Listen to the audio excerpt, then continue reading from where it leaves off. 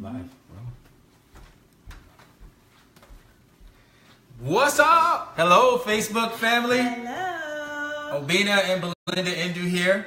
We are with Covenant Marriage Academy, and we are actually here for part 2 of a series that we started last week. Excited. And I'm excited. I'm so excited. My Africanness is coming out. I'm sweating, y'all. So anyway, but listen, real quick. Last week's subject was just to do a recap for those of you who may have missed it. And in fact, this will give some folks time to jump in here, because we know we've had a ton of people sending in questions. My wife was sending me questions today from people that saying they're so excited about looking forward to this, and they can't wait to get part 2. And so in case you missed part 1, highly suggest that, did we say highly?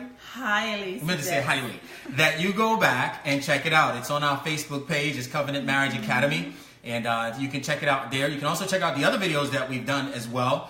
We talked about the 5 needs of men, 5 needs of women. I mean, that one was a good one. In fact, last week we had over 30, what was it, baby? 30,000? 28,000? For that video? For the SoulMates one last week. Oh, about 24. Mm-hmm. 20? Oh, I thought it was more than that. Okay. 24. Yeah, so we have about 24,000 people that actually viewed the video. So we're excited that people are not just getting blessed by this, but they're forwarding it, they're sharing it with their friends and family so they too can be blessed. And so we encourage you to please do the same. Share it with your friends, share it with your family members. Let them be blessed, because we know that this is God's work, that He's just using our marriage to bless other marriages and, of course, encourage other single people to get married as well. So we ask you, if there's anything you could do for us and to pay it forward, it's just to share this information with your friends and family so that they too can be blessed like you were. And so just to recap from last week, we talked about SoulMates, and there was a three-topic series. And the first topic was on empathy. And it was a really good one. In fact, we shared it in such a way that I don't think a lot of people knew that soulmates could even be looked at from that point of view. Because most people look at soulmates from the point of view as, oh, okay, they're going to be just like me. Right. I'm still sweating. They're going to be just like me, right? Oh, soulmate is going to be someone, when I like peanut butter, they love peanut butter, right? If I like butter pecan ice cream, they don't like cookie dough, they like butter pecan ice cream just like me, right? And it's a big misconception. Now, here's the thing. Your soulmate is going to be someone probably who's not like you in every regard. Of course, you'll have things that are comparable. You have things that you guys have in common. So we're not discrediting that. But a lot of times people get shocked after they've said I do, because they start realizing the differences at that point. You see, because the similarities, along with chemistry, which we'll talk about in a moment, is what drew you to each other. Right. But then you get married, and then all the differences start showing up. And then the doubt sets in, and then the frustration, and then you start wondering, did I make the right choice? People wonder, did I make a mistake? Yes. And so, ladies and gentlemen, we're here to tell you that the value in life comes from the contrast. I mean, you think about it. Would God be as valuable if the devil wasn't present? Right. You with me? Right. Would up be up if there was no down? What would left be if there was no right?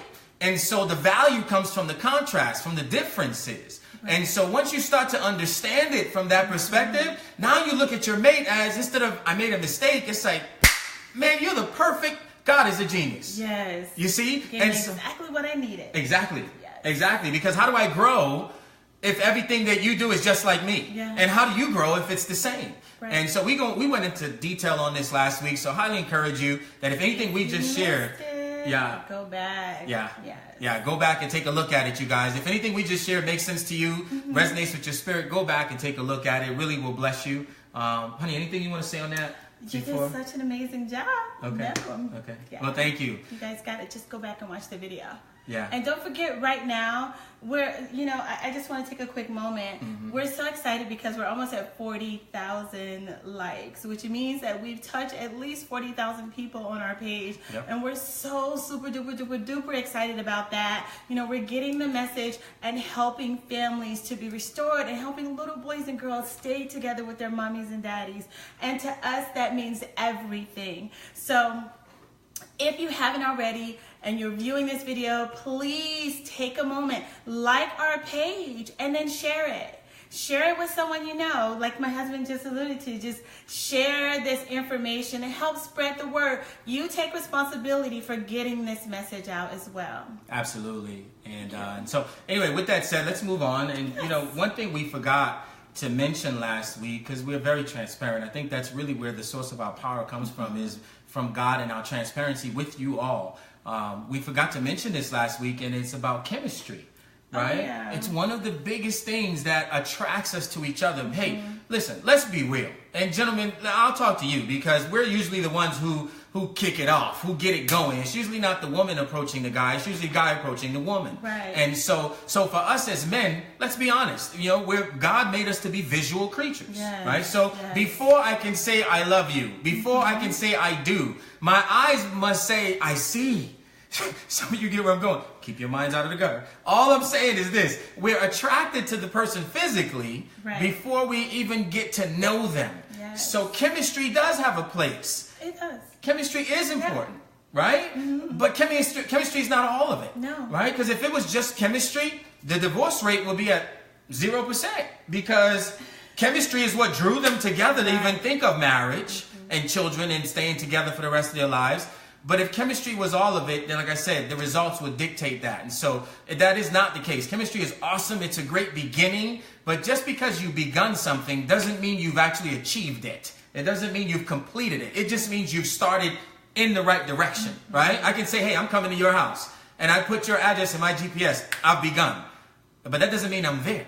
And so that's why we encourage you to say, hey, listen, understand, chemistry is important, but it's not everything. Not only is it not everything, but you better be careful that you identify what type of chemistry you're having with that person. Yeah.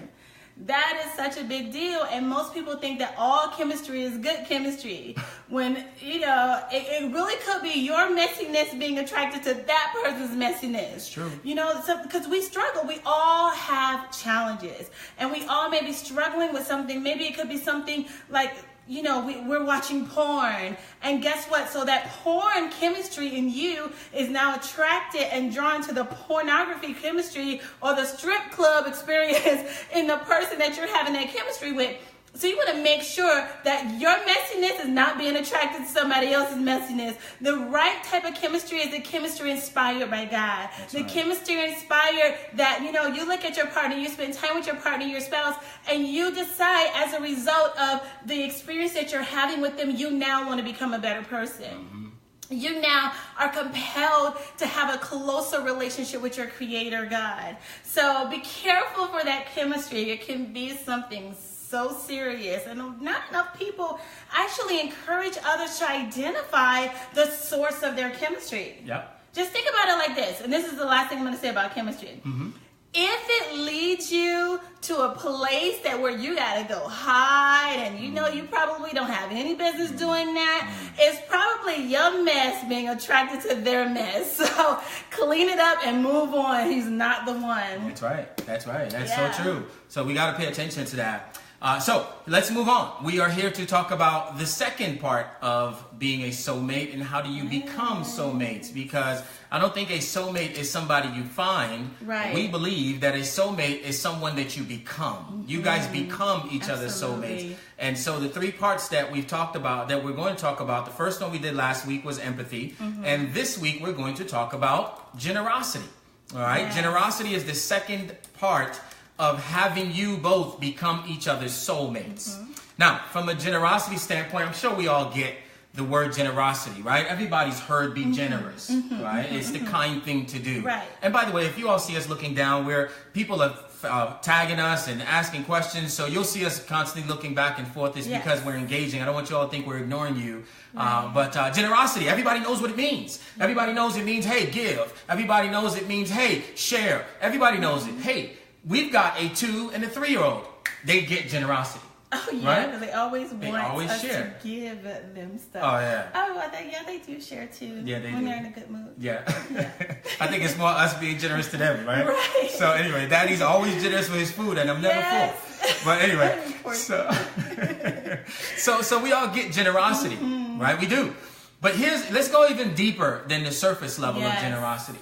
And when we go deeper in terms of generosity in a union, in a marriage, in terms of finding your soulmate or becoming each other's soulmates, we're speaking of being servants to one another. You see, that's a different level of generosity. It's one thing for me to share my sandwich with my bride. It's another thing for me to become a servant to my bride. You see, that's a deeper level of generosity. And so when we talk about servitude, here's what it looks like. Even if the person doesn't deserve it, you still give it to them. And so look, yeah, we're not perfect. Yeah, we've had fights. We've had arguments, as my friend would call them, heated conversations or heated debates. What did he call them? I forgot. You forgot? Yeah, I think he called them heated debates or heated fellowship. There you go. Yeah, heated Carlos, fellowship. that's right. I keep shouting you out every week, Carlos. Yeah, he said heated fellowship. That's what him and his wife had. They don't have fights. They have heated fellowships. Right. But anyway, we get the point, is that nobody's perfect. No union is perfect. But listen, in those heated fellowships, it's one thing to have a debate on something, to fight on something. It's another to fight fair. Right. It's another to fight from a place of servitude, right? My wife and I, in the beginning of our marriage, we didn't know these things. So as an example, if we had an argument, I might storm out the door and just spend some time alone and then come back. And I didn't want to talk for a couple hours or maybe a day. You know, now, guess what? If we had any type of heated fellowship, baby, you know what? I love you. We can talk later on tonight. Okay? You see, that's generosity. That's servitude. That's being a servant in your marriage. And I'm using a worst case scenario to bring this point out. But there's so many other ways in which we can be generous. You know, honey, anything you want to share on that? Yeah, absolutely. Okay, for example, you know, when we go to a good restaurant, that good restaurant is a good restaurant simply because they have what? Servants. Excellent service. Excellent service. And the best car dealership, they have the highest rating simply because of their service. So we all can agree that we absolutely love service and we appreciate that. Right. But you want to ask yourself a question. Why is it that we don't like to serve the one that we've decided to spend the rest of our lives with? Right. Seriously, ask yourself that question. And most of the time, if you do that, if you really just consider that for a moment, why is it that I don't like to serve my spouse? Yeah. Most of the times, it's because of fear. It's because of your false expectations appearing real. You are anticipating that if you serve them, either they won't appreciate you, number one. Number two, you'll be taken for granted. Number three, you'll be rejected. So there's a ton of fears that come in place when you consider why most people don't like to serve their spouse. But if you think about it for a moment, just remember the story with Jesus and the disciples? Oh yeah. Remember that? Oh my, what were they arguing about? Oh, who's the greatest? Who's the greatest? What did Jesus do? Took off his robe, girded his loins, he got on his hands and knees, and he proceeded to serve them. He said, may the greatest be the least, and the least amongst you will be the greatest. Basically, you are elevated when you serve. Yep. It's not about getting service. That comes to... People are most attracted to people that are confident, for one. Let's just speak about that really quickly. People are attracted to people that are confident. Why? Because it's an unspoken attraction that we all know that confident people are givers. That's right. So I'm not serving you because of you. That's right. Your response to me has nothing to do with what I do for you, because my first allegiance, my foundation in my marriage is not because of my husband, but it's first because of God. That's right. So regardless of his reaction to me, I serve him from love, from a place of love. It's called agape. Right. It's the same type of love that Christ gave to us. So keep in mind for just a moment now, if I serve my husband and it's not inspired by what he does for me, what happens in a heated fellowship? Right. Just like he did, he continues to serve. I continue to serve. Right. It's not about your response, that person's response to you, but it's about who you're being in that moment. That's and right. in those instances, in those heated fellowships, in the trenches of life, at the worst of times, right, when most people will say that this is a great reason for you to stay together because you're already serving your partner and is not inspired by anything they do, you then allow that moment to be the reason why you must stay together. So you become, instead of being a condition of others' opinion, you begin to pave a way for a new pathway in your marriage and right, in your life, and eventually in your society. Right. So we certainly encourage you all to consider that generosity is so much bigger than what you can receive. The blessing in generosity is what it is that you can give. That's right. You know, babe, you brought up an interesting point that I don't want people to lose sight of. I want to highlight this because it's really fundamental in terms of being a good servant. Right. And it is that your and my belief is grounded in God first, yeah, and then each other. Mm-hmm. You see, I think that a lot of times the reason that we don't serve each other the way that we should as people, right, is because we expect our happiness to come from the other person. And your joy and your happiness comes from God first. And then your mate is able to then give you joy and happiness. So I'm not saying that my wife doesn't make me happy. Mm-hmm. I'm not saying that I don't make my wife happy. I'm just saying it comes from God first, right, and then it comes from each other. You see, because guess what? In those heated fellowships, it's interesting. We keep bringing that up. That wasn't even the plan today, y'all. God's just leading us there. Right. But in those heated fellowships, you obviously aren't making each other happy in that moment. So where then does your joy come from if your only place you were receiving joy from, your main source of joy, was from your mate?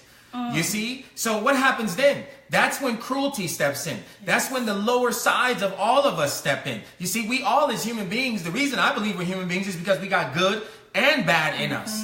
I don't care who you are. You could be the Pope himself. You're still a human being. You still have good and you still have bad in you. And so when we don't have God, when we don't base our joy, when we don't base our foundation on this third entity, this third component outside of the two people in the union, then when you're not happy with each other, then guess what happens? People start moving towards cruelty. Yeah. They start moving towards selfishness. They start moving towards divorce. So ladies and gentlemen, I'm sure you've probably, hopefully in your life, you've seen a couple that you knew were both upset with each other, but they still treated each other with dignity. They still treated each other with respect. They still gave each other love. I'm willing to bet that they are grounded in God. Okay. They have their creator as their center, because when the joy is not there from each other, it needs to still show up, because in order to serve, there's a selfishness that has to be held down. There's a part of you, the lower part of you, that bad side of our humanity that needs to be pushed aside so that we can serve. Because nobody who's totally upset and totally yielding to the negative side of our humanity is going to even have the inclination, let alone the thought, the desire to go and serve. So you got to get that needs to be grounded there first. I just really wanted to highlight that because I think that's a very, very strong point you made, hon. And so with that being said, we want to also remind you guys of this, that look, Jesus, in that story my wife talked about, he mentioned that the least, or the ones amongst you that want to be the greatest has to be the one to wash the other person's feet. Right. Do you know how much strength it takes to say, you know what, I'm going to wash your feet? Do you know how much strength, do you know how much courage you must have to say, you know what, I'm upset with you, or I'm disappointed in you, but I'm still going to take care of you. You know, I still love you. It takes courage. You've got to go to a space inside of you that's bigger than your own thoughts, your own feelings. And I think that's a good point to bring out, is that too many of us, we're slaves to our feelings. Yes. We're slaves to our emotions. Yeah. Listen, emotions are like mirages. You can see them, they're there from a distance, but as you get closer, they fade away. Think about it. Were you ever mad at somebody in your life before? You better say yeah, because that's the truth. If you're a human being, you've been mad before. Are you mad now? Even if you're not talking to the person anymore, do you still have those feelings inside like that? No. Even if you held on to some of them. My point is, they went down in some regard, or they just faded away. So why is it then that we make our fears and our feelings our facts? Why do we then make the feelings our God? Why do we then ground ourselves in the feeling, in the emotion of the thing? Especially as adults, if we know that that is going to eventually fade. Right. And so just wanted to highlight that as well in terms of generosity. Okay. Any other point, honey, you wanted to share before we move on? Well, I think you did an amazing job just giving to your spouse. Like I don't know if you noticed, honey. Yes, babe. I really literally tried to outserve you this week. Yeah, you did, but you didn't stand a chance. I know, because yesterday he was gone all day. I was. Okay, so he comes back with my favorite. You can tell him, it's okay. Okay, with the Apple Watch. I don't actually have it on because I'm setting it up for her. Yeah, but it's something I wanted. So he kind of outserved me this. Yeah. And so, ladies and gentlemen, he did a great job. So, but it kind of, sort of, is like a competition between the two of us. Totally. Because I desire to see him happy. When we got married, one of the things that we decided to do is just say yes. Yeah. If it's not causing us to, stray away from God, if it's not hurting anyone, if it's just something you desire, we believe in an and world. Yeah. So we've decided to just say yes. You need that? Because we're responsible people, number one. Yep. I mean, and if we want something, maybe it's just another vacation or a new car. I don't know, whatever it is. She's pushing the luck now, y'all. Yes, say yes. Remember, that's the rule. Yes, honey, yes. Gentlemen, take heed. Yes, baby. You're so awesome. But yeah, we've decided to say, because we look at it, well, me personally, I look at it like, listen, my husband goes out there and he makes a living for our family. He works really hard. And the only person that's going to really have his back just on everything is me. It's not his best friend. It's not his mama. I love you, Mom. Anyway, it's not his brother. It is me. So I need his experience in life with me to be one of love, one of compassion, one that if I die from a terminal illness, God forbid, I can't be replaced. So I'm just saying, and he wants the same thing for me. That's right. So giving to your spouse, even if it's just a hug, it doesn't always have to be something that you go out and purchase, but it's literally about thinking about it from the place of being a servant. Right. If you if you go to any sort of leadership course, John C. Maxwell, as a matter of fact, any leadership course from any T. Harv Eker, we've spent tens of thousands of dollars in personal education. And one of the primary things that they focus on, one of the primary things that they teach is servant leadership. That's right. You cannot be a good leader if you don't know how to serve. That's right. And that's the key to any success. So if you know that that's the key to success in life, that's the key to success in business, it certainly also must be the key to success in your union. That's right. You become empathetic with someone that you're serving. It's so hard to hold grudges against someone you serve. Yeah, very true. If you want to know how to increase your emotions, my husband taught me this one. If you want to know how to increase your affection or your emotions towards someone that you care about, you may be struggling, serve them. Yep. Isn't that right, baby? You can explain it better, actually. Listen, y'all, here's the thing. Yeah. You can't continue to be angry with someone that you're serving. Right. Because service has to come from a giving space, has to come from a heart space, has to come from a love space. Yes. So two feelings can't simultaneously exist in your one body at the same time. In fact, I'll take it a little deeper. Here's a misconception, and honey, maybe you can grab some of those questions now. Okay, sure. Here's a misconception that a lot of people have.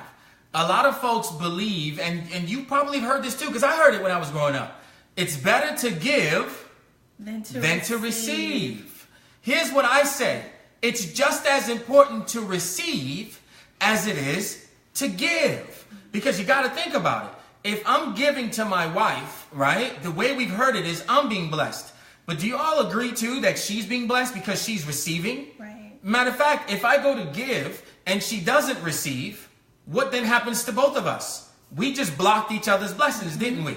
You see? So ladies and gentlemen, receiving and giving, it's like a pulley system, right? One goes down, one goes up, one goes up, one goes down. And so it's the same thing when we talk about serving each other. You have to come from a place of love in order to serve. So just don't want to belabor the point. I think you all understand where we're coming from today with regards to generosity. So we're going to take a few minutes here before we wrap up to actually field some of your questions. So babe, you got those out? Absolutely. So we're trying to get better every week. We are getting better every week. That's right. So what we did is we went through, because we literally have hundreds of questions in our inbox. And unfortunately, not because we don't love you and we don't appreciate your confidence and the ability that we have to be able to answer your questions, but unfortunately we are unable to get to all of them. I try, I really do, trust me, but unfortunately I'm not right now. So what we do is we go through and we select some of the questions that we think it's most applicable. That's right. To, okay. That's right. Still send them in though. Still send them in. Send them in because yours may be selected. Right. All right. And we also try to notify you to let you know that your question will be answered on our live. Yep. So the first question is, I am loving this platform. So many of my friends want to join, but don't know how. But I don't know how to join them. Can you help me with this? Okay, so first of all, what I want to say is once you like our video, I'm sorry, not our video, once you like our page and you just go in and you turn on your notifications, and your notifications to Covenant Marriages Academy will notify you every time we have some sort of update, a post, or video live, or whatever. So it's really, really simple. All you have to do is just tell your friends to like our page, and that's pretty much it. And turn on their notifications for Covenant Marriages Academy. If they're having any issues, go to YouTube. Very easy. Yes. Put in the question in YouTube, and it'll be answered for you there. So. Okay. All right. Hopefully you guys are still seeing us. Let me check. Yes. Oh, we're good. Okay. We're good. All right. So it's just a computer. All right. Yeah. So. Okay. Oh, honey, this is wow. Why do women cheat on a man who is giving them everything? Wow, such a heavy loaded question. Oh, yeah. And those type of questions, we can't, to be fair to both parties, right, we can't really go into answering that question per se, because we don't know all the details of the story. It's kind of like seeing the tip of the iceberg and then asking us to describe the entire iceberg to you. But I will say this: whenever there is any type of cheating, infidelity, any type of conflict, it just means that. Okay, we're good. All right. Sorry, y'all. Somebody just called my phone. Don't call back. Okay, so listen, what I was saying was, anytime there's any type of infidelity or conflict, cheating, it just means somewhere along the way, obviously you guys have lost each other somewhere. Yeah. Somewhere along the way, somebody's needs weren't being met somewhere. And I'm not just talking about sexually. It could be other things. And so this is what I would suggest for that person. That's too broad of a question to answer in 2 minutes. You can reach out to us through the messenger app, and we will get back to you and obviously find some way to go into more detail to see if we can assist. But that's what I would answer up front, is just to say, to be fair to both parties, the basic answer is somewhere along the way they've missed each other. Now, do know this: infidelity or cheating does not mean that it's over. It does not. It's up to you too. Remember, the things that happen to you, even the worst ones, they happen for you. They're not necessarily happening to you, they're happening for you. That means that there's a discovery that either both parties or one party needs to make in order for you all to achieve that new level that God wants to take you to. So we know that for a fact, you all. So that you can take heed in that and knowing that, hey, it doesn't mean it's over. Now you can choose it to be over, that's your prerogative. But we're suggesting to you that it could be the beginning of something beautiful if both parties are willing not only to forgive, but also to be honest about what may have been missing along the way so that they can move forward together. So that would be my answer. Okay. Yeah. And I also just want to share, Women's Health did a study About, it was a couple of years ago, if I'm not mistaken. It was in 2015, Women's Health magazine, and it actually showed reasons why women cheat, which I thought it was actually very interesting. One of those reasons they said is because they're trying to replace you. Well, actually, they were referring to healthy women, because you do have women that were abused and they haven't gotten over that experience, and they don't know how to express themselves in any other way other than being promiscuous. Yep. So they are speaking to healthy women. So healthy women cheat. Unfortunately, we do not condone any of that, of course, but unfortunately it does happen. So most of the time, just to answer your question, what's his name? Oh, okay, we don't mention. Yeah, that's okay. Yeah. Okay, just to answer your question, according to Women's Health, they actually said a few years ago that women mostly cheat because they are unhappy in their relationship and they're looking for their replacement. Number 2 is also for emotional support. Yeah. So it leads there, and actually we've done a series on emotional. What is it called, babe? Emotional cheating. But there's a tag. It's how most people cheat without taking their clothes off. Yeah, so it leads to physical cheating, but it starts way before that.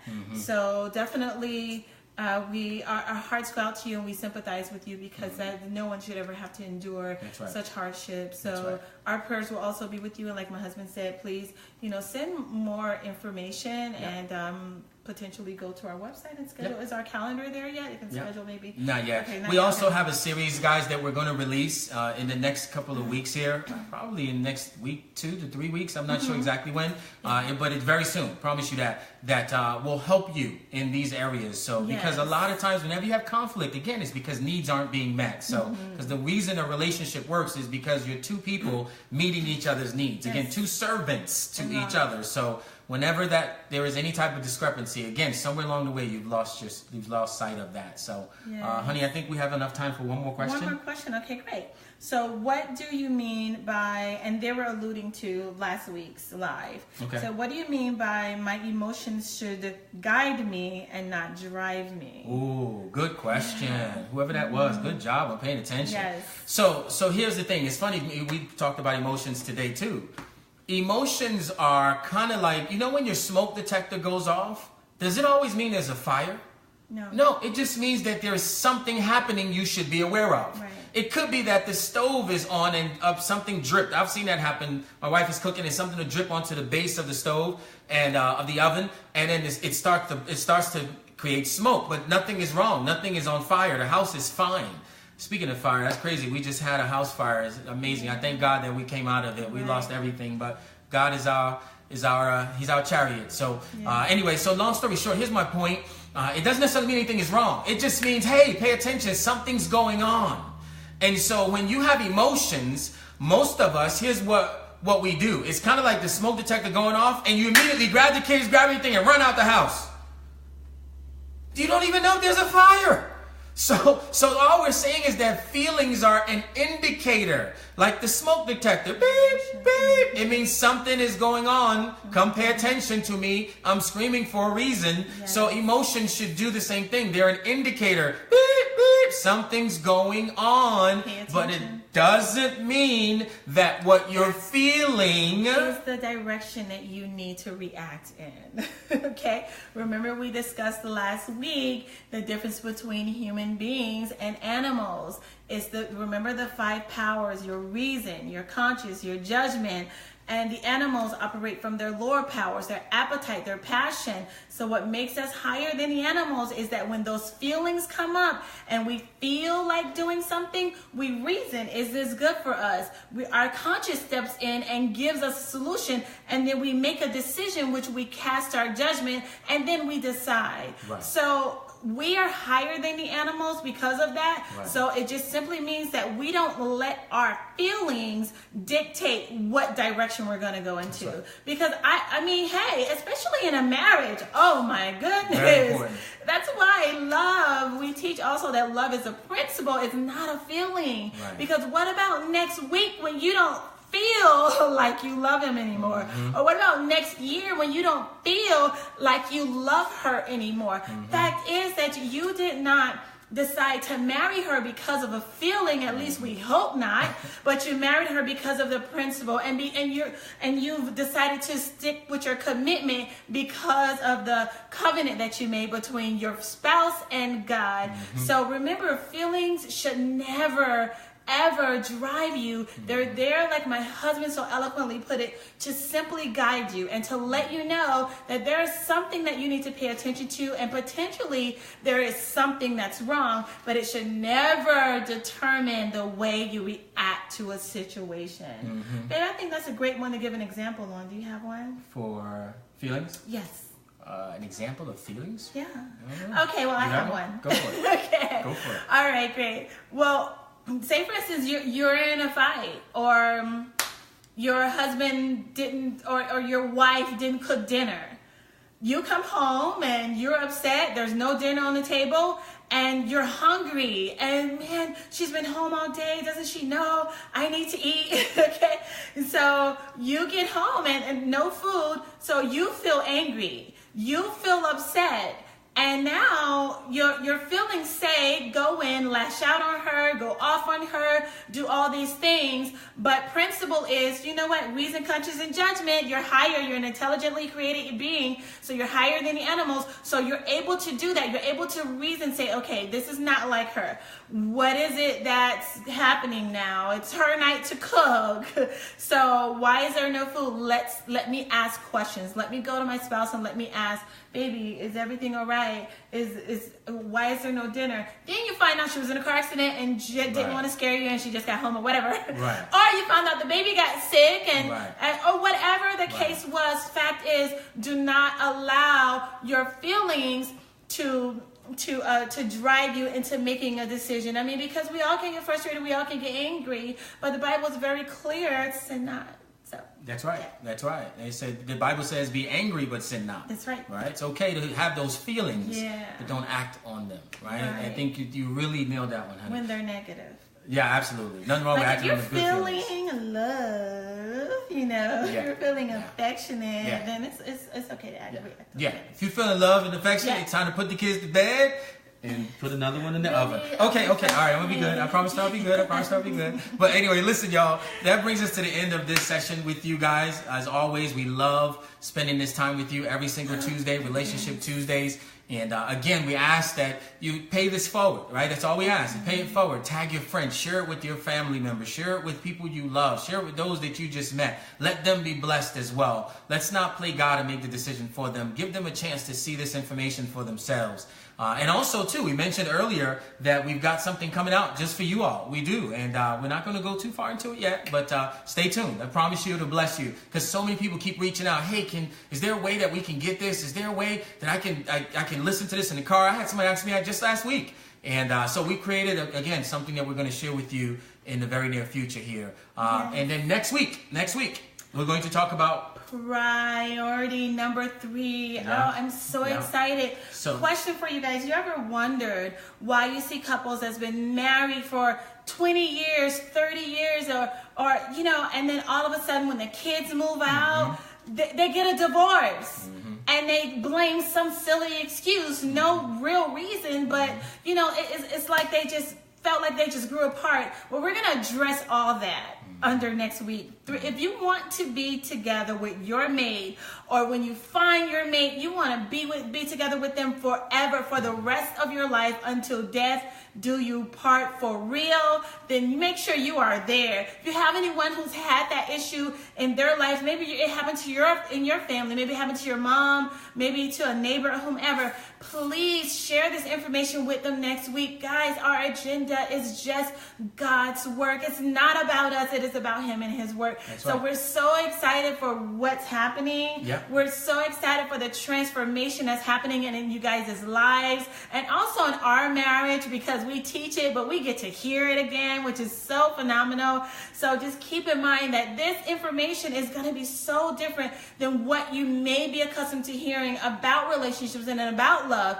because the information you're going to get from us is not just information, it's another type of knowledge, which we call transformative knowledge, which will, once you apply it, it will actually transform your marriage and transform your life. So again, so next week, listen, y'all, part 3, soulmates, how to become soulmates, part 3. We talked about empathy, part 1, talked about generosity today, part 2, and then next week, part 3, we will talk about priority. And so make sure you tune in. It's not going to be what you expect, I promise you. So if no one's told you today, we are Obina and Belinda Endu from Covenant Marriage Academies. Where we strengthen strong marriages and we help all others to discover their soulmates. God bless you. Take care. Take charge. Share. Like our page. And bye. Okay. Bye-bye, y'all.